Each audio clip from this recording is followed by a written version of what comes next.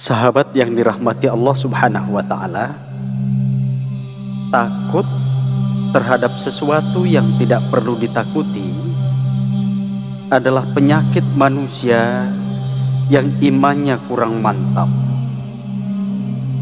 Orang kaya takut miskin, orang berpangkat takut kehilangan kedudukannya. Hingga dari ketakutan semacam itu bermulalah perbuatan-perbuatan yang tidak wajar, bahkan seringkali bertentangan dengan norma, rasio, dan kepercayaan yang diyakininya. Jika perlu, malah menjual, menggadaikan harga diri.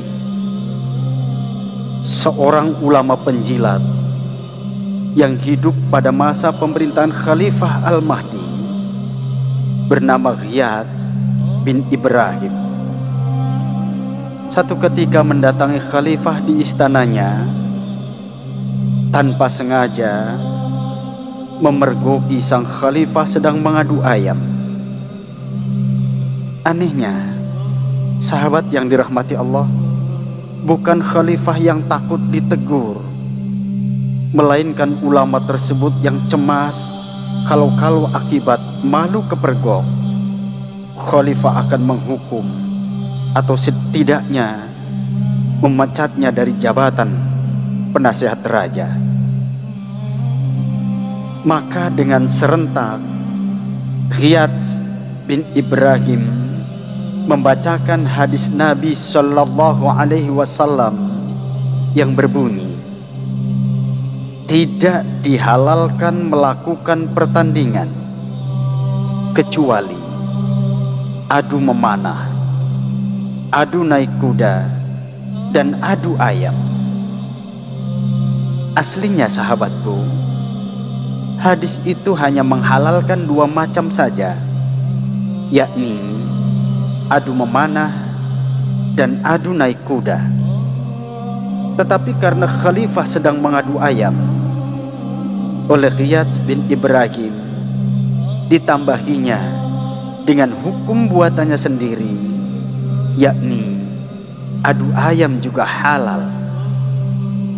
Sahabat yang dirahmati Allah Subhanahu wa Ta'ala, pada waktu panen terong berlimpah ruah dan harganya merosot, sementara penjualan amat seret, maka para pedagang menyewa sejumlah ulama penjilat untuk menyebarkan hadis-hadis palsu.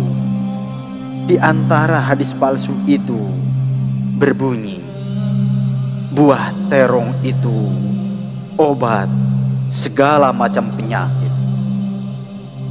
Dengan disebarkannya hadis palsu ini, hasilnya sangat jelas.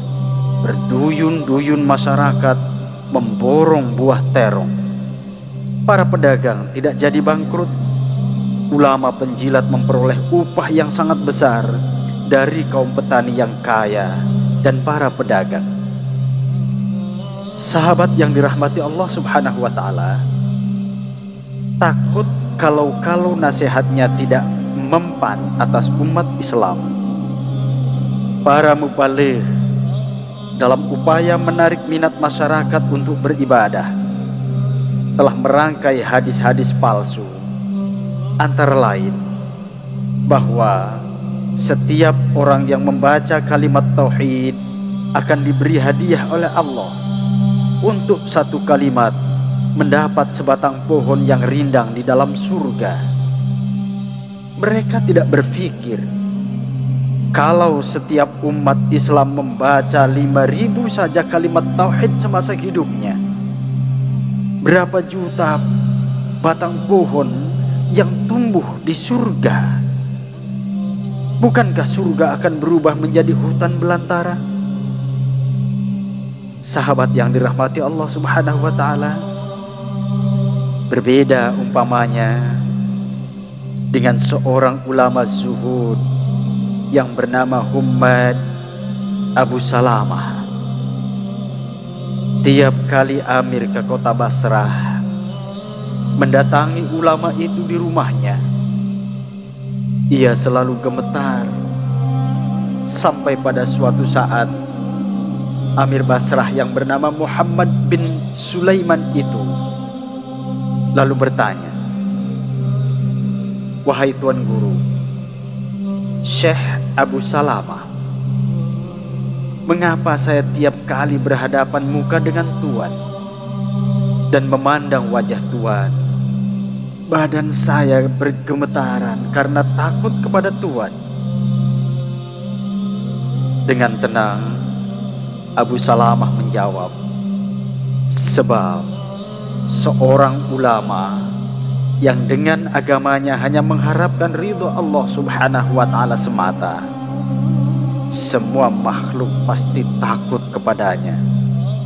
Tetapi sebaliknya, bila ulama itu mengharapkan keuntungan dunia dengan agamanya, dialah yang takut kepada siapa saja."